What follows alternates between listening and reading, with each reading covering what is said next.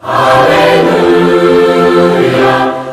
the one who set me free. Death has lost its grip on me. You have broken every chain. There's salvation in your name, Jesus Christ, my living hope. सभी भाई बहनों को shalom. वह कहाँ है, यहूदियों का राजा संदेश के तीसरे भाग में आप सभी का स्वागत है। हो सकता है कि यहाँ पर लोग मर रहे हों, आप मरना नहीं चाहते हैं, आप ऐसा महसूस करते हैं कुछ तो जो आपके लिए बाकी है, यही कारण है कि आप यहाँ पर हैं। हो सकता है कि आप इस कदर न्यूरोटिक तंत्रिका रोग से पीड़ित हो गए हों कि आपका दिमाग बिल्कुल भी काम ना करता हो, परंतु आपके भीतर कहीं गहराई में कोई चीज़ आपको बता रही है, वहाँ कुछ तो ऐसा है जो मुझे फिर से ज्यों का त्यों कर सकता है। हो सकता है कि ऐसी वेश्याएं हों जो शर्म और हया में सड़क पर चली हों। हो सकता है कि ऐसी स्त्रियां हों जो अपने अपने पति के प्रति सच्ची ना रही हों और उन्होंने अपने विवाह की वाचाएं तोड़ दी हों। हो सकता है कि ऐसे पुरुष हों जो शराबी कबाबी हों और उन्होंने पाप की फहरिस्त में सभी कुछ किया हो, परंतु कोई चीज़ है जो आपको बताती है कि कहीं पर एक सोता है। हो सकता है कि आप कैथोलिक हों, हो सकता है कि आप यहूदी हों, आप चाहे जो कोई भी क्यों ना हो, परंतु आप एक मनुष्य हैं जो प्रभु की शक्ल और सूरत पर बनाए गए थे और वही आपको देखिए। इससे कोई मतलब नहीं है कि उनका धर्म क्या है। यदि वे सचमुच में प्रभु का भय मानते हैं तो प्रभु ही उन्हें इस उजियाले के पास लाने के लिए कर्तव्यबद्ध है। वह उन्हें उनके तौर तरीके में ही उसके पास लेकर आता है। कभी कभी वह उन्हें कष्ट तकलीफ के द्वारा लेकर आता है, वही उन्हें लेकर आता है। आप जानते हैं कि उसने भविष्यवाणी करी थी कि वे इन अंत के दिनों में कष्ट और तकलीफ के द्वारा आएंगे। उसने एक खोज तैयार किया था और तब कोई नहीं आया था, और उसके बाद उसने कहा था, सड़कों और गलियों में जाओ और लंगड़ों, लूलों, अंधों और दुख तकलीफ के मारे हुओं को ले आओ, जिससे मेरी मेजें भर जाएं। वह तो जीवन की हर एक चाल और हर एक कोने और हर एक जगह में उन्हें ढूंढ रहा है, और इस अंतिम दिनों में आत्मा मंडरा रहा है और उन्हें एक साथ आपस में लेकर आ रहा है। समस्त नामधारी कलीसियाओं के लोगों को और उन सब को जो जीवन के लिए ललायित हैं, इसे ग्रहण करने का हक है, उसकी उपस्थिति में चलने का हक है, उसके महिमामय वजूद में रहने का हक है, क्योंकि वह तो जीवते प्रभु का पुत्र है। और अभी भी भोर का तारा हमारे बीच में वैसे ही चमक रहा है जैसे वह हमेशा ही चमकता रहा है। और ठीक यही प्रकाश दमिश्क की राह पर पौलुस पर पड़ा था। वह अपने हृदय में सत्यनिष्ठ था और उन लोगों को सताने की कोशिशों में लगा हुआ था जो बहुत ज़्यादा शोर शराबा मचाते थे, जो ज़ोर ज़ोर से जय जयकार करने में लगे हुए थे, जो बहुत ज़्यादा हो हल्ला मचाने में लगे हुए थे। वह उन्हें कुचलने के लिए नीचे गया था और वह सोचता था कि वह सही कर रहा था, और वहाँ पर वही आग का खंभा उसके मार्ग में खड़ा था जिसने उसे भूमि पर नीचे गिरा दिया था और पुकार कर कहा था, हे शाऊल, तू मुझे क्यों सताता है? वह बोला, प्रभु तू कौन है? कहा, मैं यीशु हूँ। उसे तो यहोवा की धुन लगी हुई थी। वह तो यहोवा के लिए बहुत ही उतावला था। वह यीशु के बारे में इसके अलावा कुछ नहीं जानता था कि वह एक कुकर्मी था, परंतु प्रभु ने ही उसे भेजा था। और इसके बाद वह एक ऐसा सर्वाधिक महान मिशनरी बन गया जो संसार ने कभी देखा है। क्यों? क्योंकि वह सत्यनिष्ठ था, वह प्रभु पर विश्वास करता था और प्रभु ने उसकी उजियाले के द्वारा अगुवाई करी थी। आप क्या सोचते हैं वह क्या है जो आज मसीहों के रूप में हमसे वैसा महसूस करवाता है, जबकि हम उसकी तस्वीर तक देखते हैं? और इस वक्त मेरे पास एक ऐसी है जो उससे सैकड़ों गुना असाधारण व बढ़कर है, परंतु ठीक उसी यहोवा ने अपने पुत्र के दूसरे आगमन से पहले अपना उजियाला भेजा है ताकि हमारी अगुवाई करे। ताकि हमें सुकून तसल्ली दे और हमें उस सोते के अंदर ले आए ताकि हमारे पाप धुल जाएं और हम उसके पुत्र प्रभु यीशु की धार्मिकता में पाक साफ हो जाएं और प्रभु की आत्मा के द्वारा जो बदल डालता है नए सिरे से जन्म पाकर प्रभु के बेटे और बेटियां बन जाएं। जन्म का अर्थ यह होता है कि हम अपनी सोच में बदल गए हैं, हमारे मनोभाव बदल गए हैं, हम उस किसी काम के द्वारा बदल गए हैं जो भीतर हुआ है। संसार में कोई भी ऐसा धर्म नहीं है, कहीं इतना पानी नहीं है, कहीं कोई इतने रस्म रिवाज या उपदेश नहीं है जो आपको बदल सकते हों। इसके लिए तो प्रभु के पुत्र यीशु मसीह के लहू की ही जरूरत होती है। जैसे चीता चाट चाट कर अपने धब्बों को छुड़ा नहीं सकता है, वैसे ही आप भी किसी कलीसिया में शामिल होने के द्वारा खुद अपने को पाक साफ नहीं कर सकते हो। जितना ज़्यादा वह उन्हें चाटता है वे उतने ही ज़्यादा उजले होते चले जाते हैं। कलीसियाओं में शामिल होने के द्वारा और अपनी काबिलियत के मुताबिक कामों को करने की कोशिशें करना ये यही दिखाता है कि जो आपके भीतर एक भूख है उसकी तृप्ति नहीं हुई है। कुछ तो ऐसा है जो अभी तक भरा नहीं है। कोशिशें करना बंद कर दो, बस उसे ग्रहण कर लो, वही आपकी उजियाले की ओर अगुवाई करता है। और जैसा कि इन लोगों को एक स्वप्न मिला था कि उन्हें अवश्य ही इस बालक को दंडवत करना चाहिए, उन्हें अवश्य ही जाना चाहिए, और वे धनी पुरुष थे और उन्होंने अपनी दौलतें जैसे गंधरस, सोना और लोवान समेटी और उन्होंने उन्हें डिब्बों में रखा। वे तीनों साक्षी होने के लिए निकल पड़े और उन्होंने ऊँटों पर अपनी काठी कसी और वे उस सितारे के पीछे पीछे चलते हुए बाहर निकल पड़े। वे अवश्य पहाड़ पर चढ़े होंगे और नीचे उतर कर आए होंगे और नदी के मुहाने पर फरात नदी को पार करके शिनार की घाटी में आए होंगे और वह सितारा उनकी अगुवाई यरूशलेम की ओर कर रहा था, क्योंकि यरूशलेम हमेशा ही संसार का धार्मिक स्थल रहा है। क्योंकि एक महान राजा वहाँ रहा करता था। यह ठीक उसी नगर में था जहाँ पर एक वह राजा था जिसने अब्राहम से तब भेंट करी थी जब वह राजाओं को मार कर लौटा आता था, और उसका नाम मिल्कीसेदेक था। उसका ना तो कोई पिता था और ना ही कोई माता, उसके ना तो दिनों का कोई आरंभ था और ना ही जीवन का कोई अंत, यहाँ तक कि पूर्वज अब्राहम ने उसे दशमांश दिया था, देह की दी थी। ना तो उसका कोई पिता है और ना ही कोई माता, ना तो उसके आरंभ का कोई समय है और ना ही कोई वह समय है जब कभी उसका अंत हो। यह वह महान राजा है जो शालेम से आता है, जो कि यरूशलेम था, और उस सितारे ने इन ज्ञानी पुरुषों की अगुवाई सीधे ही जगत के इस धार्मिक स्थल की ओर की थी। मगर एक दुखद बात यह थी कि जब वे वहाँ पर पहुँचे तो कोई भी इसके विषय में कुछ नहीं जानता था, और ये ज्ञानी पुरुष मार्गों में आगे और पीछे गए, और जैसे ही वे बैतलहम में पहुँचे, जैसे ही वे यरूशलेम में पहुँचे, वैसे ही यह सितारा गायब हो गया। अतः इसने उनका और अधिक मार्गदर्शन नहीं किया। प्रभु क्या कर रहा था? उन्हें यह दिखा रहा था कि वे लोग कैसे पहुँच सकते हैं। अब जबकि प्रभु का महान उजियाला चमकने लगा है तो हम अपनी सारी थियोलॉजी और अपने बड़े बड़े गिरजों तथा ऐसी ही और दूसरी चीज़ों में इसके विषय में कुछ नहीं जानते हैं। तथाकथित कलीसिया इसके विषय में कुछ नहीं जानती है। वेटिकन इन बातों के बारे में क्या जानती है? कलीसियाई संस्थाएं इन बातों के विषय में क्या जानती हैं? कुछ नहीं। हम एक और क्रिसमस की ओर बढ़ रहे हैं। ये पुरुष जानते थे कि उन्होंने किसी चीज़ को देखा था। वे जानते थे कि कोई घटना घटित हुई है, क्योंकि उन्होंने आकाशीय पिंडों का अध्ययन किया था, और यहाँ पर एक अजनबी था और प्रभु के द्वारा उनकी बड़ी ही विचित्र रीति से अगुवाई करी गई थी।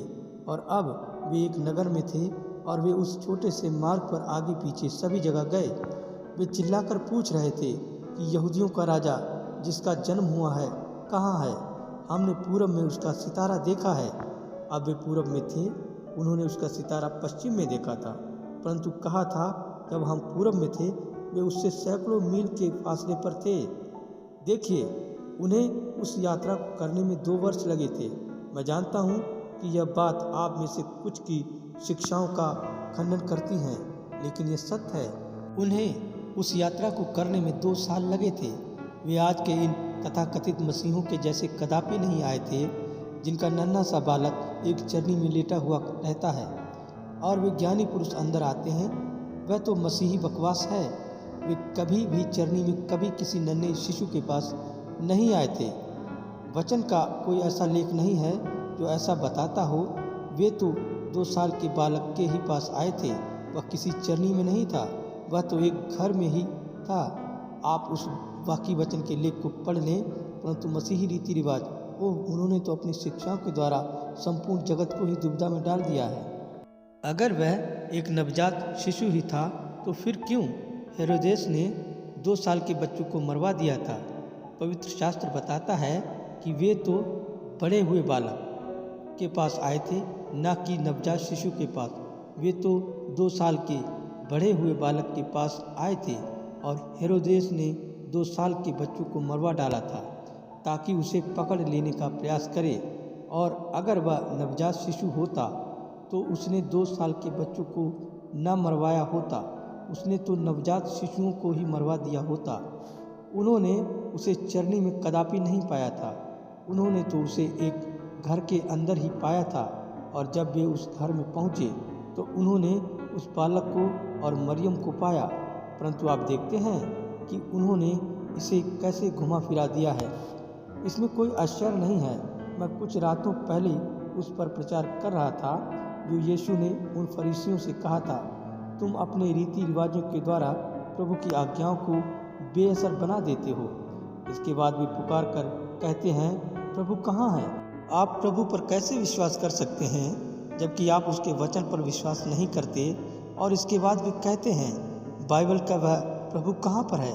आप उसके पास उस मार्ग से जाएं जो मार्ग वह है, और केवल यही एक तरीका है जिससे कभी आप उसे जान पाएंगे। ये रहा वह मार्ग। वे मार्गों पर आगे पीछे इधर उधर भागे फिर रहे थे और पूछ रहे थे, वह कहाँ है? यहूदियों का राजा जो जन्मा है वह कहाँ पर है?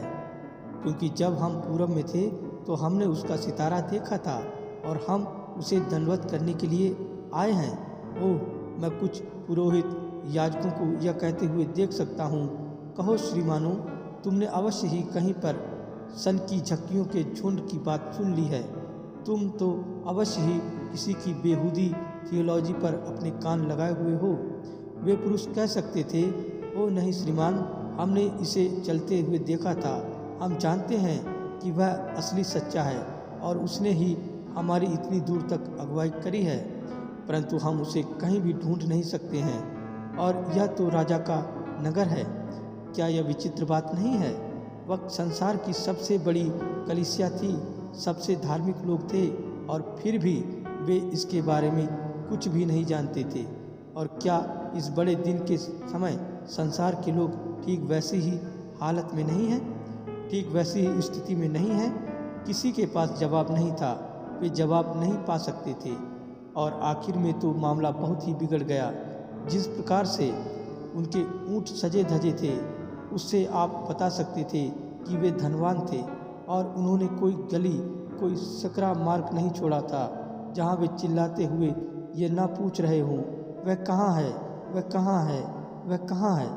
और आज कहीं पर हैंगर में परमाणु बम लटके हुए हैं। और आज जब संसार पूर्णतः भस्म हो जाने की कगार पर है और इस पीढ़ी के लोग बम के फटने से एक ही झटके में, एक सेकंड में नाश हो जाने हैं, और कोई भी छोटा सा देश भी धरती को डुबो सकता है। किसी और दिन जब वैज्ञानिकों की एक सभा हुई थी तो उन्होंने बताया था कि वहाँ पर एक मायूसी थी। क्यों? परमाणु बम ढक्कन बंद पिस्तौल ही तो है। इस वक्त यही तो उनके पास है, तथा दूसरे राष्ट्रों के पास भी यह है जो पेंटागन के पास है। अगर वह उसे कभी खोलकर छोड़ देता है तो क्रिसमस वाली कोई उमंग बाकी नहीं रहेगी। लोग बेचैन, परेशान होकर सड़कों पर दौड़ भाग रहे होंगे और चीख चिल्ला रहे होंगे और रो रहे होंगे। आप छिप नहीं सकते हैं, वहाँ पर छिपने का कोई तरीका ही नहीं है। अब तो अंत है, हम तो अंत पर हैं। चिन्ह और आश्चर्य कर्म दिखाई दे रहे हैं। मसीह खुद अपने को आत्मा में साक्षात प्रकट कर रहा है। युग के दौरान वह आत्मा खुद अपने को ज़्यादा और ज़्यादा प्रकट करता चला गया। और आखिर में उस सिद्ध मनुष्य में जन्म लिया।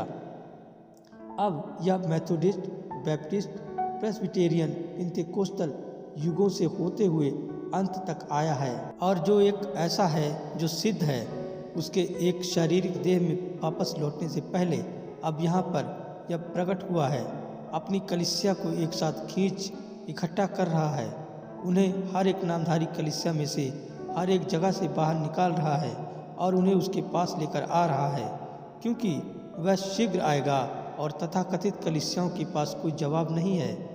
अतः हेरोदेस ने याजक, पुरोहितों की महासभा, चारों गवर्नरों और दरबारियों को एक साथ बुलाया। वे पुरोहितों और रब्बियों को लेकर आए। उन्होंने कहा, पवित्र शास्त्रों को पढ़ो, इस मसीह को कहाँ पर जन्म लेना है? राजा ने ऐसा पूछा और विचित्र बात है, क्या आप जानते हैं कि उन्होंने इसे कहाँ पर पाया था? मीका की भविष्यवाणी में, हे यहूदा के बैतलहम, क्या तू यहूदा के सारे हाकिमों में सबसे छोटा नहीं है? क्या तू पवित्र हो, हल्ला मचाने वाला नहीं है? क्या तू उनमें सबसे छोटा नहीं है? परंतु तुझ में से मेरे लोगों का एक अधिपति आएगा, यही है वह जहाँ उन्होंने इसे पाया था। और अतः जब उन ज्ञानी पुरुषों ने यह सुना तो वे तुरंत ही फाटक से बाहर निकल आए और जैसे ही उन्होंने वह पुरानी ठंडी विश्वास में पिछड़ी हुई नीम गर्म जगह छोड़ी, वैसे ही वह सितारा आसमान में फिर से दिखाई दिया। और बाइबल कहती है कि वे अपार आनंद से भरकर झूम उठे। ओह, मैं कहूँगा कि हो सकता है कि वे थोड़े से चिल्लाए हों जब उन्हें वह फिर से मिल गया था और जब वे उन पुराने ठंडे औपचारिक मार्गों से बाहर निकल गए थे तो वह मुबारक परमलौकिक जिसे उन्होंने देखा था वह उन्हें फिर से दिखाई दिया। वहाँ पर वह था और इसी ने उनकी अगुवाई बैतलहम की ओर की थी, जहाँ उन्होंने उसे पाया था, जो इम्मानुएल था, जो एक निर्धन बढ़ई की दुकान में पला बढ़ा था। और उन्होंने उन सब चीज़ों को जो उनके पास थी बाहर निकाल ली और उन्हें उसके चरणों पर अर्पित कर दिया और उन्होंने उसे दंडवत किया, क्योंकि वे जानते थे कि उजियाला आ गया है और वह उद्धारकर्ता जो जगत में जन्म ले चुका था उन्होंने दे दिया। जो कुछ भी उनके पास था उन्होंने वह सब कुछ उसे दे डाला था, क्योंकि प्रभु ने दे दिया था।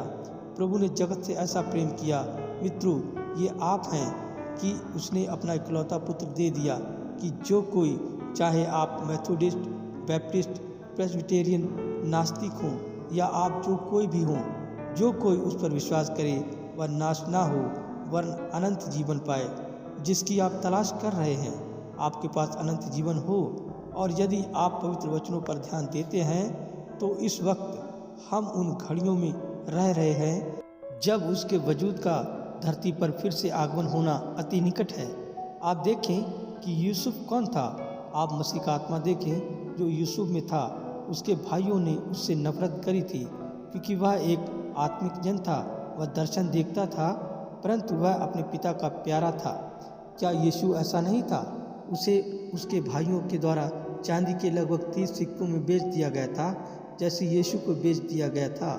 उसके साथ विश्वासघात किया गया था, जैसा कि यीशु के साथ भी विश्वासघात किया गया था। गड्ढे में फेंक दिया गया था और मरा समझ लिया गया था, जैसे यीशु के साथ भी ऐसा ही किया गया था।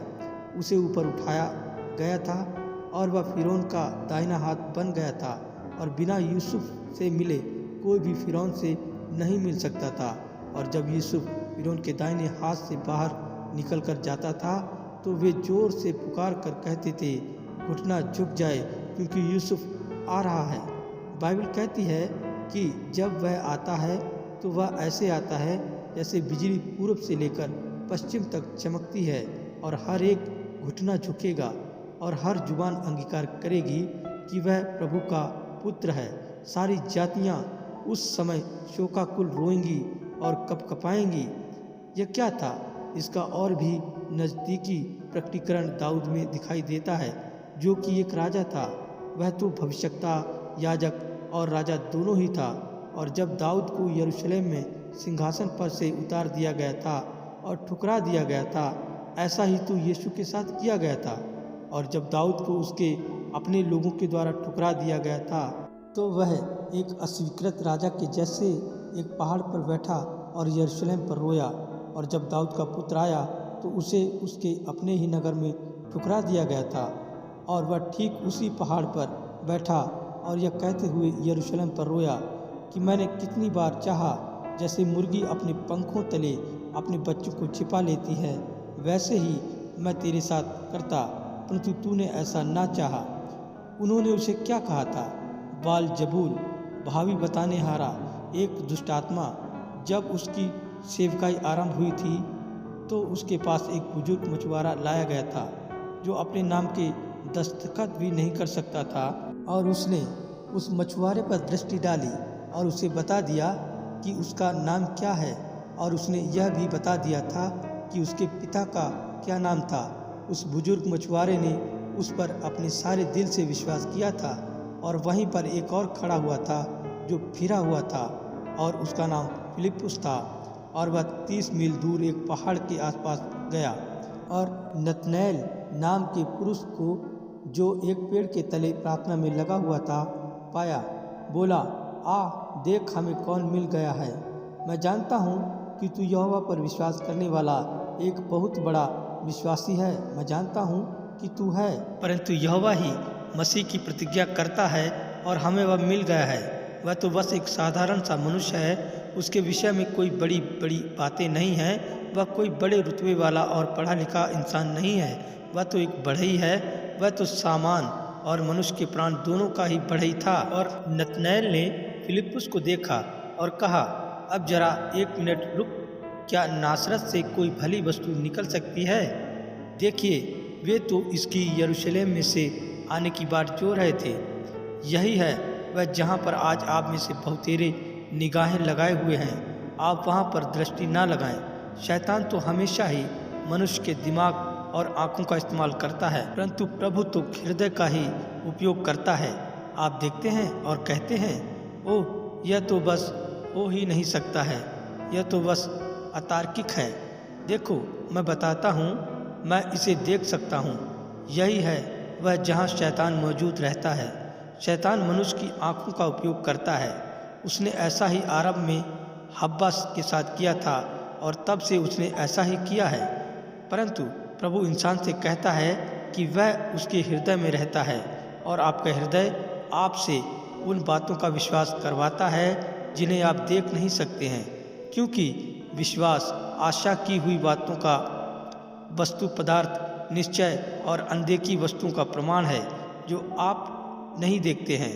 यकीनन इस बड़ी कलीसिया में उसके बड़े बड़े लोग हैं। इसके लाखों लाख लोग सारे विश्व भर में हैं। यह विश्व शक्तियों पर नियंत्रण रखती हैं। इसे तो महान होना चाहिए। उस पर दृष्टि न डालें। यह तो आत्मा है, यह तो आत्मा ही है। नतनएल ने कहा, क्या कोई भली वस्तु आ सकती है? वह बोला, तू आ और देख ले। और जब यीशु ने उसे आते हुए देखा तो उसने उस पर दृष्टि डाली, और वह उसे अपना मसीह वाला चिन्ह करके दिखाने जा रहा था। उसने कहा, देखो, वह एक इस्राएली है जिसमें कोई कपट नहीं है। वह बोला, हे रब्बी, तूने मुझे कब देखा? इसने उसे आश्चर्यचकित कर दिया था। तूने मुझे कब जाना? उसने कहा, इससे पहले कि फिलिप्पुस तुझे बुलाता, जब तू पेड़ के तले था, मैंने तुझे देखा। कैसे वह उसे एक दिन पहले ही पहाड़ के लगभग 30 मील के फासले पर देख सकता था जिस पर आश्चर्यकर्म किया गया था। उसने ऊपर दृष्टि डाली और बोला, रब्बी, तू प्रभु का पुत्र है, तू इस्राएल का महाराजा है। यीशु ने कहा, क्योंकि मैंने इसे तेरे सामने किया है और तू इसका विश्वास करता है, तू इनसे भी बड़े बड़े कामों को देखेगा। क्योंकि एक ऐसा समय आएगा जब तुम स्वर्गदूतों को उतरते हुए देखोगे।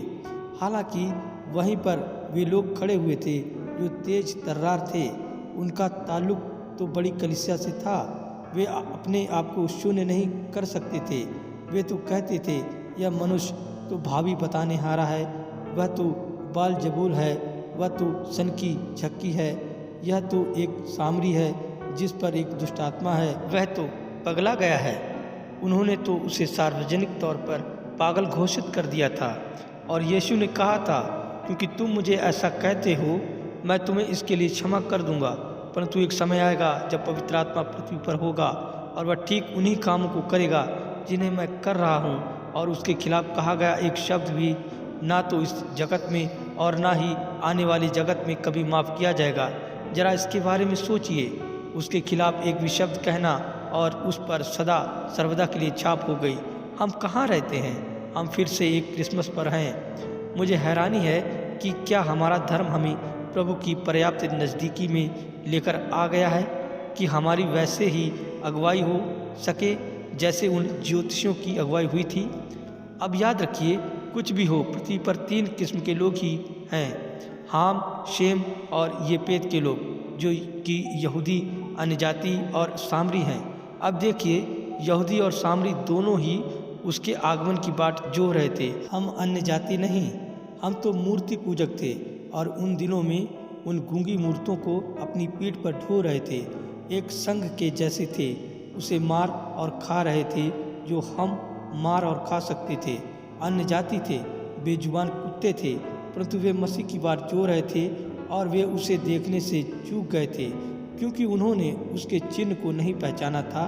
यही कारण था कि यरूशलेम के पास उनका जवाब नहीं था। आज भी यही कारण है जो उनके पास उत्तर नहीं है, सिर्फ प्रभु के पास ही उत्तर है। आइए एक क्षण के लिए इस पर निगाह डालें। जैसा कि वे थे, वहीं पर एक और श्रेणी के लोग थे जो कि उसकी बाट जो रहे थे, जो कि संत यूहन्ना के 4 अध्याय में पाए जाते हैं, और वे सामरी थे। उन्हें विश्वास था कि मसीह का एक आगमन होना है।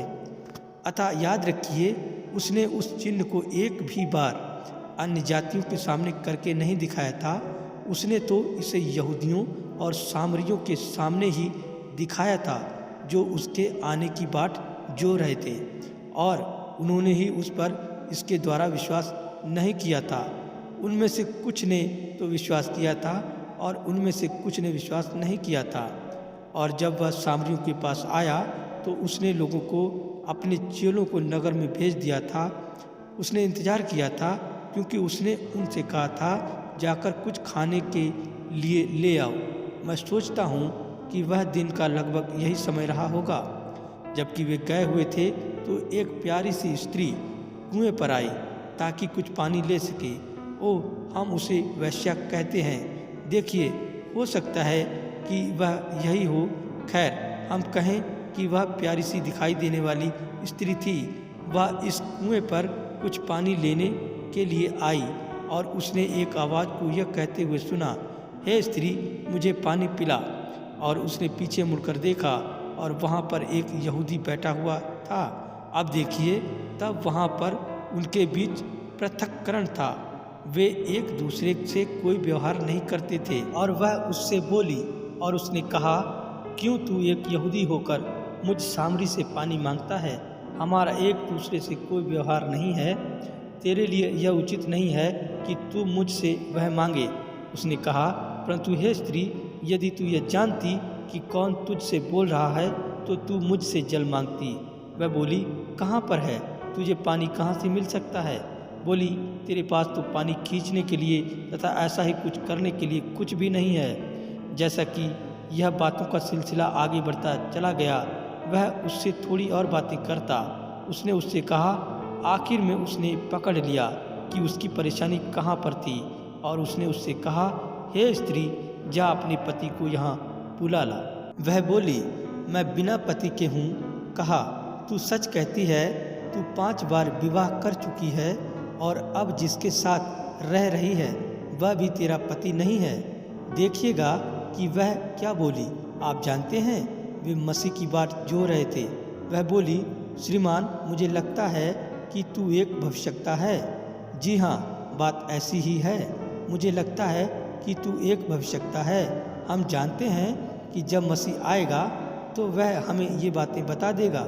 मसीह का चिन्ह हम जानते हैं कि जब मसीह आएगा तो वह ऐसा करेगा। तेरे हाथों में तो गांठें पड़ी हुई हैं। तू तो एक बढ़ई है और एक यहूदी भी, परंतु तुझे तो अवश्य ही एक नबी होना चाहिए, वरना तू ऐसा नहीं कर सकता था। परंतु जब मसीह आएगा तो हम यहाँ पर उसका इंतज़ार कर रहे हैं। जब वह आएगा तो वह ऐसा करेगा। यीशु ने कहा, मैं जो तुझ से बोल रहा हूँ मैं वही हूँ। ओ मेरे खुदा। उसने अपना घड़ा वहीं पर छोड़ दिया। वह दौड़ती हुई नगर में गई और बोली, आओ एक मनुष्य को देखो जिसने मुझे वह सब कुछ बता दिया है जो मैंने किया है। क्या यह मसीह तो नहीं? और सारा शहर बाहर निकलकर वहाँ गया और उन्होंने उस पर विश्वास किया। जी हाँ, क्योंकि वह चिन्ह दिखाया गया था। कलीसियाओं के पास जवाब नहीं था, पर जो मन के दीन हैं वे प्रभु को निहारते हैं। प्रभु आप सभी को आशीष दे। वह कहाँ है यहूदियों का राजा संदेश का चौथा भाग आप सभी के सम्मुख जल्दी प्रस्तुत किया जाएगा। जय मसीह।